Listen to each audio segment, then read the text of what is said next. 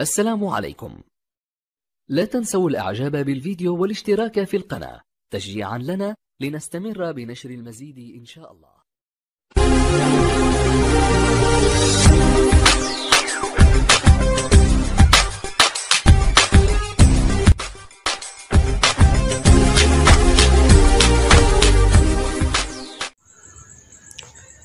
السلام عليكم ورحمة الله وبركاته.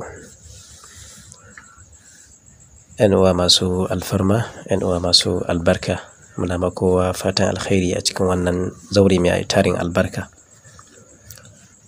Insha Allahu ta'ala yau mun zo muku da wata fa'ida muhimmiya wadda insha Allahu ina ganin mun taɓa bayaninta a cikin wannan gida mai albarka. Naga ya kamata a ce mun sake maimaita ta kamar yadda kuka gani haka a rubuce. النار حريق حتى لا تطيق كريمة بنت فاطمة الوها الأجل الساعة.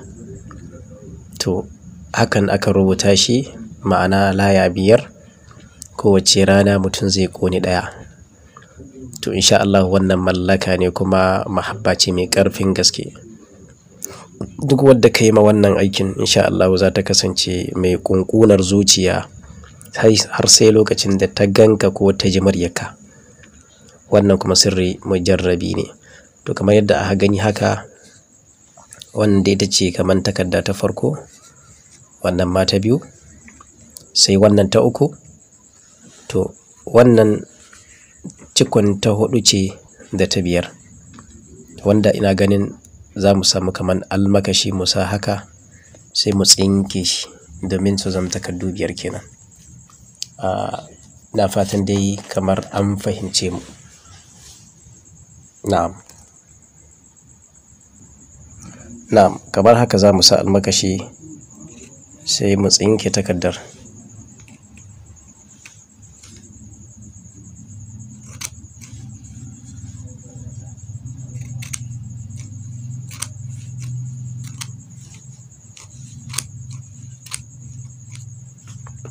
To kun ga kenan abin ya ba mu ma'ana. To haka ake aikin.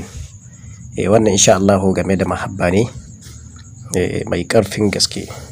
Juyo da hankalin mace wadda hankalinta ya gagara juyuwa zuwa gare ka.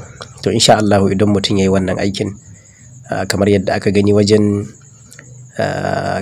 Karimata binta Fatima, wato sunan wata ce da sunan mahaifiyarta. Anan zaka sa sunan wadda kake so da kuma sunan mahaifiyarta. Insha Allah ta'ala wannan sirri mujarrabi ne. Muna wa kowa fatan alkhairi kuma muna fatan Allah ya muna muwafaka, ya muna jagora bi jahi nabiyil Mustafa al-Habib al-Karim. Wassalamu alaikum wa rahmatullah.